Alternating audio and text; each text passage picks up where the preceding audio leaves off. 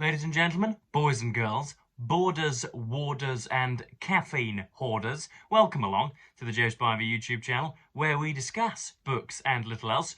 And welcome to a different video entirely, folks. By the time you are seeing this, it will be at least 10 or 11 days into the future now. I'm already sounding like an intergalactic explorer doing his diary entries on ship in the shuttle. So if this does sound rather strange and rather temporarily mixed up and jumbled, then so be it, because this is the first section of a video which I hope to make into a short segmented series about my withdrawal from caffeine. Now, throughout this channel, I've made no mystery of the fact that since university, since that orgiastic ensemble of pints and of powder and of other vices beginning with the letter P, I have undergone, or I think the better term would be overseen, something of an abstemious edification. I have left undone those things which ought not to be done. Very many of the things which punctured my life between the years 2021 and 2023 have been put aside. So I'm no longer a smoker. I haven't touched alcohol in well over 3 months now, and have resolved that I shall probably never do so again. I've begun exercising again, and of course I have managed to extricate myself from that strange splenetic scenario online. I very rarely scroll on Instagram anymore. Not that I'm saying I'm holier than thou, but you know what I mean. Those things which everybody instinctively knows to be deleterious to their daily activities, I have somehow managed to part from them. And coffee is the last one. This is the last Calvinistic straw, and I don't woof down, you know, despite what some of you seem to deduce from some of my incessant rambling. I do not woof down 7 or 8 coffees per day, but usually between I film these usually between the hours of 10 a.m. and 11 a.m. and usually afterwards, after maybe another reading session, I begin to feel the bug, and as a result, so I raise at 7 a.m. and then don't touch anything until about 11. But then before long, I am finding myself not really scratching or twitching, but feeling that my life could be, my morning and my afternoon could be much improved by a visit either to the kettle or to the green beard of one of the baristas in residence in Kingston upon Hull, and I would like to change that. I would like perhaps to free myself from that yoke. Not that it's, as I say, it's the last Calvinistic straw. To say that I am in a world typified by self-indulgence and substance abuse, to say that I am, what should we say, unclipping myself from caffeine seems, again, puritanical to most, but this is how we're going to do it. And I thought, you know, seeing as I've now got something of a community on my hands, believe it or not, I've got 3,500 subscribers and probably 1,000 weekly viewers, I thought I might as well take you with me on this journey. So I will be relating my experiences and my, you know, the manifestations of my withdrawal every day to you, and hopefully things go well. Hopefully things don't go belly up, because I've gone. Yesterday was my birthday on the 29th of January, and I had a particularly strong coffee for breakfast at 10:30. But that was now 24 hours ago, and I haven't touched a thing since. So I think the real difficulties should start to hove into view soon. So we'll see how that changes. We'll see if my on-screen deportment changes. We'll see if my mental circuitry changes. We'll see if I am suddenly, you know, tilling the land in rural Russia as a result. If I'm suddenly coming home to innovate as a result of this renewed energy. I'm almost certain that it will go well, and that I will have a much better regulated sleep system as well, because I often have perhaps maybe another coffee in the afternoon occasionally as well. So that means that between 4 and 8 I am alive once more, sorry, I'm you know, feeling the effects of that, and then by about 10 or 11 I really do not want to sleep at all. That's because I've been, you know, watching political videos on the internet and videos of another nature entirely, and yeah, very rarely do I want to sleep at 11 or 12, and often only, you know, force myself to get get down in the early hours between 12 and half past. And I should like to change that, really. I should like to be going to bed between the hours of 10 and 11, if at all possible, then getting up at 7, having had the full surfeit of hours which our kind celestial begettor can possibly bestow. That would be nice, wouldn't it? So, yes, we'll see what happens, folks. I could be, will I capitulate? Will the polity capitulate as soon as the governors have left their stations? Will I, as a sort of jittering addict in 5 or 6 days' time, quit and have myself some caffeinated gloop, or will I begin to resemble the central protagonist in a UNICEF appeal? Who knows?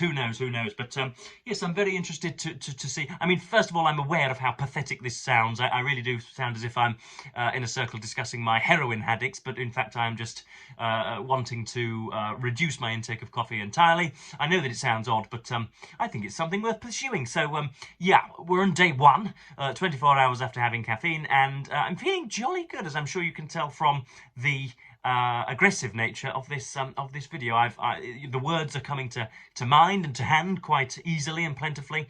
I'm reading a jolly good book at the moment, and have many ideas for different things also. So I'm aware that I'm not a caffeine addict at the moment, but not being able to live without something is a decent definition of addiction, or of what should we say, dependency. And so I should like to do something about that. So yeah, I think that just about covers me for the opening. Let me get on to day 2 and yeah, see how we're feeling in 24 hours time. Okay, ladies and gents, you join me 24 hours later, and decaffeinated Joseph Spivey has a few things to tell his parishioners. So yeah, I don't know whether my decent feelings yesterday and my conscientiousness were more due to the fact that I had done a 2-mile run in the morning, or whether it was the lack of caffeine. But yes, I had a pretty tremendous day yesterday. I'm not able to lift lorries with my synaptic powers. I haven't grown a third gonad. I'm not fighting Gotham's underbelly of a night time. But I do feel sharper, heaven forbid, even though I was pretty sharp beforehand. I'm sure you'll agree. I feel more conscientious. I feel a greater readiness to do things which I do not want to do. So quite often I will leave, this could all be a placebo effect, but quite often I leave plates around the sink, or I will, I will very many domestic tasks that should be performed. I somehow leave 3 or 4 hours between the completion of them, and yet I've been jumping at them with gusto. So yes, I am feeling a little better. There is one negative, of course. Between the hours of maybe 3 p.m. and 8 p.m. yesterday, I got what I was the owner of what can only be described of as a patriarchal headache. It was pretty bad. It's I've never had one the like of which I've never had before. It came from the lumbar region. It came from the spine and the neck and the top and the back of my head, and then sort of combed over until it encapsulated the entirety of my skull. And so that wasn't good. But I viewed it as an adjunct or a corollary, a natural corollary to separating myself from caffeine intake, or declining caffeine in all its manifestations. The internet tells me that this is perfectly natural, and provided I was not chugging down 7 or 8 coffees a day, will cessate, will cower away after 3 days max. And I've woken up this morning after having had a huge baby-like sleep. I've woken up this morning without a headache, so that's jolly good. It as I say, it sort of gained territory right the way back from my spine and came over my head and was pretty bad. It was preventing movement, locomotion from here to the kitchen quite often. It was pretty bad, and so I was able to, I got to sleep jolly early. Usually I spend most of the evening, reading Wikipedia pages on Norman Shields, or on eagles in Antarctica, or on the nephews of Virginia Woolf or whatever, and yet I didn't have the appetite for that. I knew it was a sort of beautiful fatigue that I enjoyed. I knew that you know, there would not be 3 minutes between my turning the light out and going to sleep and actual sleep. So that was jolly good, and yeah, I'm feeling an awful lot better. The reason that I'm maybe not quite as sharp today is just because I've just finished a 20-minute review of Neil Powell's Amos and Son, which will be which strange the way in which I'm messing with time at the moment. So you will have seen that video, even though I haven't uploaded it. You will have seen that video at least a week ago now, and yet because you are watching things in the future or you're watching things in the past, I'm not sure, because I'm messing about with time, capital T. Then you will have already seen that. But yes, but my headache thankfully is now gone, and I am, as I say, stupendously motivated. I'm doing more things than ever, and finding that I am happier, and that there is a sort of keener string to me. So of course, yes, I slept like the proverbial baby, and I'm feeling much better today. And hopefully the headache goes forever. Hopefully I don't get another attack of the Armada this afternoon, and hopefully things get better and better and better. And that way, that would be nice, because at the moment I don't feel as if I'm suffering enough. I feel as if it should be an awful lot harder to unplug yourself from the caffeinated mainstream. So yes, that'll probably do, and I will see you in 24 hours' time, when it will be Saturday, and I will see how things are going. Okie dokie, folks. So it has been 72 hours since I last took caffeine, since I last thumped on a barista's door, and the headaches have gone entirely. The headaches which I addressed in yesterday's little snippet have ceased to be. Thankfully, they've been punted into touch, and yeah, that sort of venomous, crouch-inducing headache, which compelled me to bed by 9 p.m. the previous evening, did not visit me yesterday. So it would seem that has revealed perhaps two things: one, that I am very much on the upward trajectory, and two, that I wasn't ever so dependent on caffeine anyway, because apparently, again, I've consulted the internet, much to my demise and peril. I've consulted the internet and come to the conclusion that quite often, if you reduce caffeine and have a headache for 6, 7, 8 and 9 days afterwards, that means that you were heavily dependent. But it has been 72 hours and there is absolutely no sign of headache or any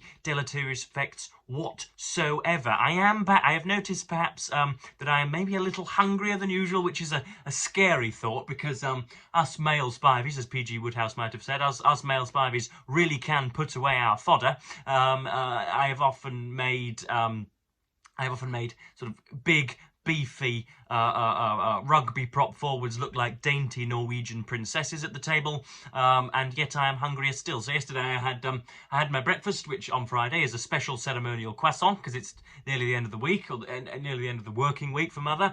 And then I had a big tuna salad, a huge tuna salad, with apples and oranges and all of the other fruity appurtenances of a healthy diet. And then my grandparents popped by at about 1:30, and she came in bearing a steamy sausage sandwich, which I devoured with gusto as well. And then later on in the evening, I had an enormous pizza, nearly all to myself, with loads of fries and a big old chocolate muffin with custard for pudding afterwards. And so I'm eating lots and lots and lots, and I'm preparing to do so in a few moments' time when lunch finally comes around.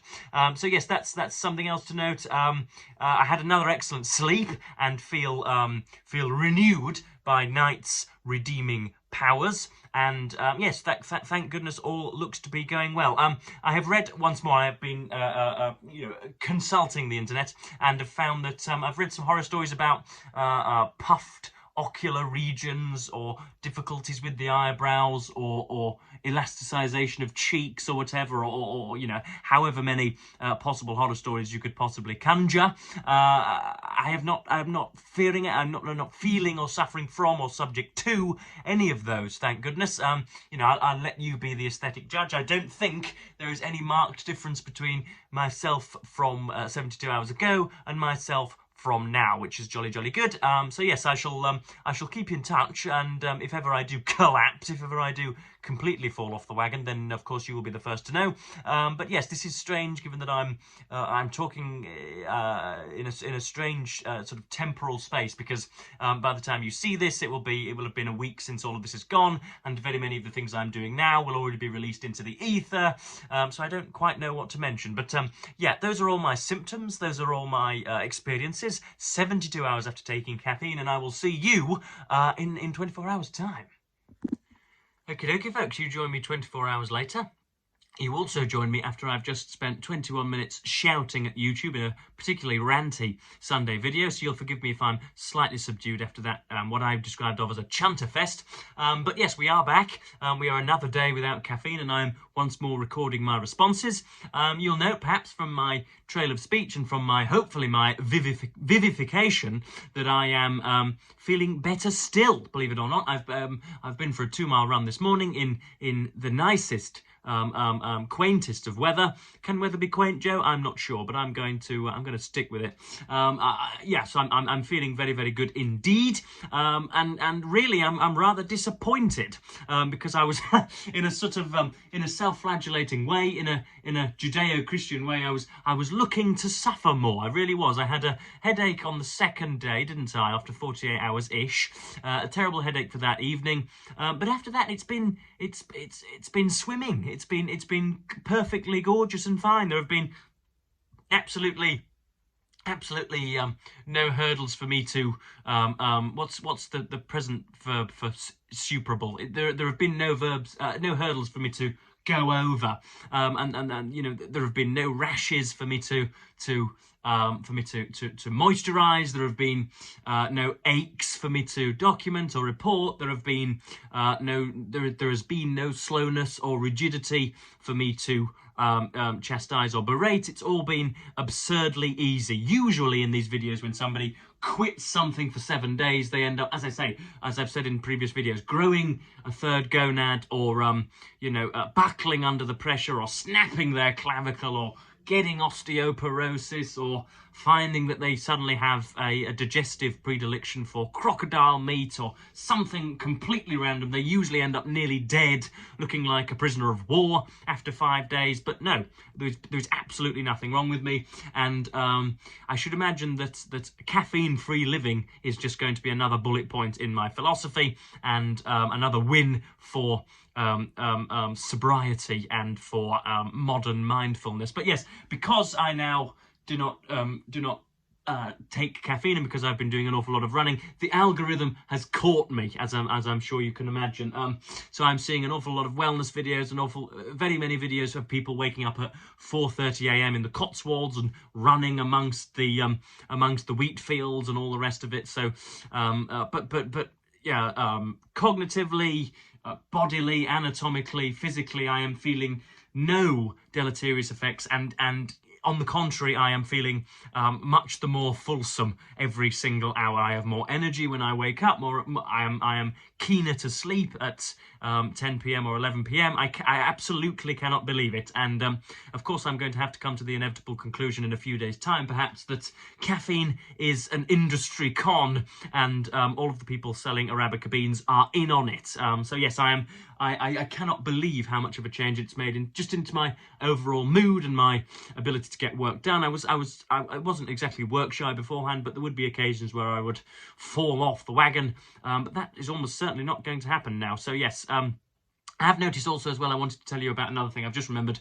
I usually, when I go to sleep, perhaps for 10 or 15 minutes, I will sleep on the pillow, and then I will do away with the pillow, leave it on the floor, and sleep against the mattress, sleep entirely 180 degree supine. And that usually means that I tend, in the middle of the night, when I dream about falling 30,000 feet into custard, these are the nightmares that Spivies have, often a little bit of the meat of my cheek will find itself into the back of my teeth, and I will chew on my own cheek as if I was at Glastonbury Festival in the middle of the night, and that's uncomfortable in the morning, and means that the upper and lower decks of my teeth can often rotate, and it means that I sometimes can't bite down fully, but that's not the problem anymore. My jaw seems to have squared up as well. There are no there's no pain in my cheek or whatever. You know, everything seems to be level within my teeth. So maybe that's another remedy of caffeine-free life, or it could be a happy coincidence. Who knows? But yes, this is the 4th day now. This is nearly 100 hours without caffeine, and I'm feeling double thumbs up good. So I will yeah, I'll check in with you this time tomorrow. Hello again, everybody. Blimey, it does feel strange and foreign not to be starting these videos off with a nice jaunty rhyme. But you know, this is my lot when creating a caffeine-free compilation for you all. Yes, we are now 120 hours-ish without caffeine. We've now gone 5 days without inducing it into our system, which is double thumbs up good, I'm sure. So yes, I'm reporting back again, and unfortunately I'm going to have to deflate you all with my positivity and my optimism once more. Here you came clicking onto this video hoping for the collapse of the inscrutable and indeed insufferable figure on your YouTube channel, but I'm absolutely fine. There are no symptoms, there are no debilitations, nothing has occurred to obstruct me from my regular course. So I am absolutely very, very pleased indeed. One thing that I have noticed is that my my dreaming has changed somewhat, and I'm getting some of the nightmares occasionally. Now, when I was, believe it or not, despite the svelte and foppish figure that confronts you today, I was once an inveterate cigarette smoker for about 12 months at university. As per usual, the regular sort of nudging peer pressure, which put the glinting friends and foes into my mouth, and eventually I was having, you know, 5 or 6 a day as per usual. But when I weaned myself off of those, I found that my nightmares were particularly harrowing. Quite often I would be sat facing in the opposite direction to the plane that I had just boarded, and there would be an open chute in that plane, and then the commercial pilot would just take off and sort of in the fashion of when arms are delivered to Israel or to Iran in the desert, when you just see the shaft, or rather I suppose it is the shaft of a military plane open, and you get to see the passage before you. That's what used to happen to me in my dreams when I was having really terrible ones. You could see the plane would take off, and you could see yourself, you could see the airport and the surrounding city recede as you shot across to Zurich or wherever. That was particularly. I'm not averse to flying, but I'm not like James Bond, where he will do anything but sit in his chair when he boards a flight. But so that was what used to happen. I remember sort of showering in my own teeth. There would be funnels of my own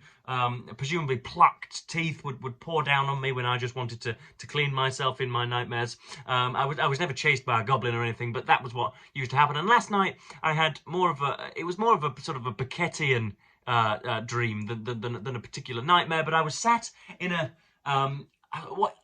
what you must call a Midwestern diner in Illinois or somewhere, and the diner looked very much in the fashion of Edward Hopper's Nighthawk, or whatever that particularly prominent photo shows. We were there in the diner, and there were humanized crocodiles to my left and to my right. So they weren't biting African thighs on the Serengeti or whatever. Are crocodiles in the Serengeti? Not sure. They were utterly humanized. They were anthropomorphic. So they had trench coats, and those trench coat collars were sharpened around their heads. They had cigars in their mouths. They were sort of they were swilling lager, and they had all sorts of quips and all sorts of regular human indiscretions, and it was very, very, very, very strange. And then I became a journalist, and then was part of I realise how strange and dispossessing it is for somebody to relay their dreams to you. But I'm going to forge ahead. I was then I was then in the press pen as a legacy media journalist for my sins, and in order to I was tasked, in order to bring Nigel Farage down, I had to first win his trust, and by doing that he was handing out different rosettes to different members of the Reform Party, and I was one of the only few who was a member of the Reform Party and had to go up onto the stage and take a rosette and act as if I was his supporter so that I could later subvert him. That's a very, very strange thing indeed. I usually barely dream at all, and whenever I do, it's usually quite pleasant. I'm usually with some sort of buxom Lithuanian or whatever, but not last evening. So that's something to report. But apart from that, I am feeling great. You do not get the Alpine ascents and descents, the acclivities and declivities. I am experiencing none of that at all. I am as alert at 8:30 as I am at 8:30 a.m. as I am at 1:45 p.m. and I am as alert then as I am at 7:15 p.m. as well. So it's a lovely sort of continuous road. And so yeah, I'll do this for 2 more days until I've done a week, and then I'll stop boring you and we'll probably end the video after that. But yes, all is doing well, and I shall see you in 24 hours time. Okie dokie folks, you join me 24 hours later. Welcome back. This is going to be my penultimate video, given that we're just doing 7 days caffeine free, and I feel much the better for it, and I'm not even going to discuss my symptoms today because there are none, and all is well. My bite down, my chewing is completely fixed. Things which have bothered me for months and years. My chewing of my cheeks has gone entirely. The afternoon crash is non-existent. I always feel like getting out of bed at 7 a.m. rather than feeling that I really should actually be lurched from bed by 3 or 4 helpful assistants. I feel absolutely excellent, and I've given myself a new lease of life. If I was energetic before, oh my goodness, I am going to be much more energetic in the future. But I wanted to get into some of the facts, actually, and some of the figures and the statistics, because I've consulted the National Health Service, as is my want and right here in this British Isle girt by sea, and have found that the recommended daily intake of caffeine is 400 milligrams, and that seems excessive even to a layman, somebody who is not well versed in these topics, because I've just checked how many milligrams of caffeine are in a cup of instant coffee, and the internet tells me that it's 26, and so I used to have 2 instant coffees per day, totaling about 50, perhaps, maybe, with a special array of caffeinated goodness from a multinational corporation such as Cafe Nero, but other extortioners are of course available. That would probably maybe ramp up to 100 on a really, really, really dependent day. But yes, 400 milligrams is perfectly fine, apparently, between the hours of God knows. Apparently you're not supposed to drink coffee after 2 p.m, so as not to let it affect your sleep. So you're supposed to have all of that between, what, 7:30 and 11? That's madness. That is absolute madness. So I wonder, essentially this is the question that I've been thinking about for a while. It's the question which mainly prompted me to try and what should we say, untether myself unmoor myself from the caffeinated harbour. There's a metaphor for you. Is there a big caffeine lobby, capital B, capital C, like a big pharma lobby and a big oil company and a big tobacco company? Is there a big caffeine lobby constantly trying to persuade us that our future betterment is our taking of caffeine is integral to our future betterment? Is it all just an enormous lie? I think it might be, folks. I really do, because that is an absurd amount of coffee which nobody needs at all. 400 milligrams is absurd. So I assume I'm also going to give out some tips now as well. If you are consuming 200 milligrams of caffeine at the moment, if you're having 4 cups of tarmac-esque coffee per day, then if you strip it from your diet immediately, then you're probably going to suffer for a little longer than I did. It's probably going to be 4 or 5 days of anarchy, sort of cerebral anarchy for the first 4 or 5 days, and then things might look a little better.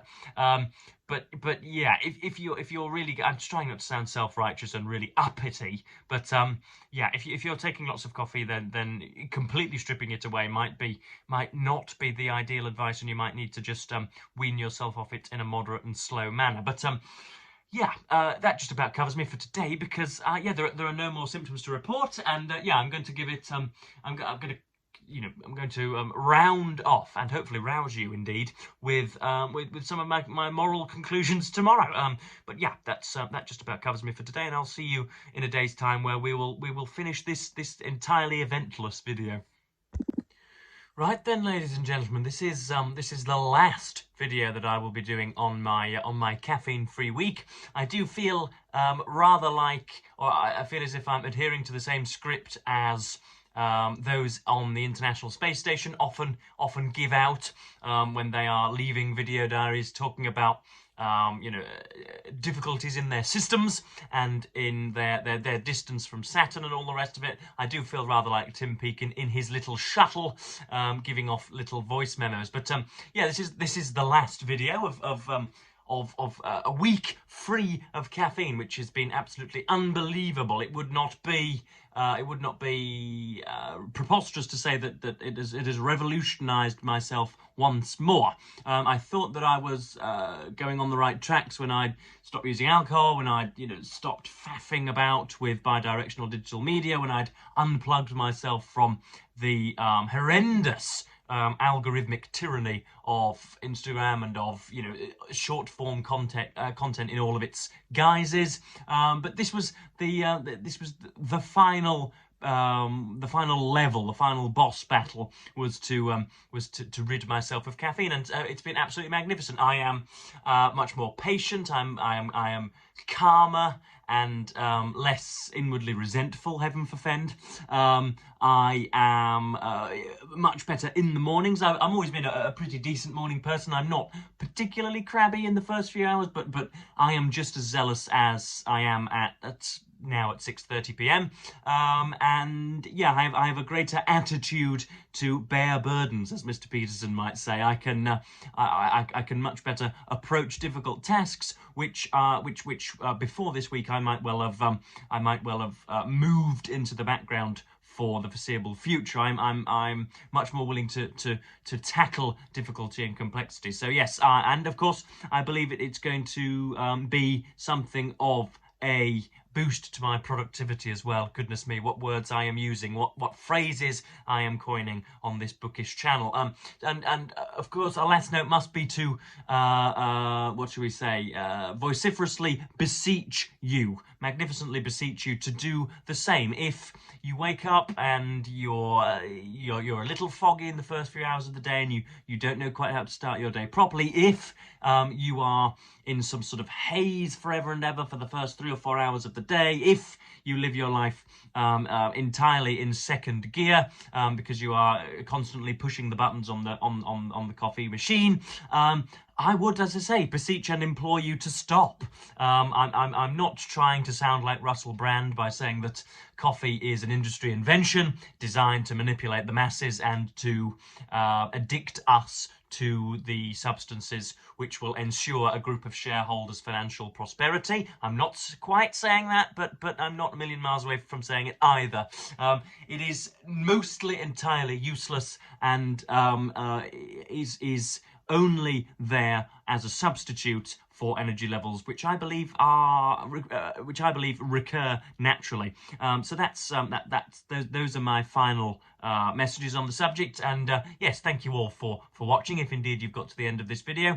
And yes, I have managed to do a week without caffeine, and this hasn't been just a way in which to produce a YouTube video. It's not to get clicks, because I am going on with it. I'm not this very minute going to stop the recording and then pounce on some barista and order that he give me the strongest coffee in all Christendom. I'm going on with this because I feel better without it, which is very, very strange. I know that this sounds like, again, like something said in an Alcoholics Anonymous meeting, or by somebody who has recently lifted the yoke of heroin from their lives. But yeah, I know it might sound pathetic that it's just coffee, but yeah, it's something which is normalized by our culture, and yet something which I do not believe is entirely without deficit or negativity. And so yes, I am, as the bastion of free thought and of uncompromising sort of moral decency, I'm going to outlaw it on this channel. So yes, that's just about me, folks. We have done a week without caffeine, and I must recommend you all do it too, because you will find better versions of yourself lurking beneath. So yes, this just about stops it, and yeah, I'm pretty much going to end this video here. So thank you all for watching, and please do go easy in those comments sections. Thanks very much, and goodbye.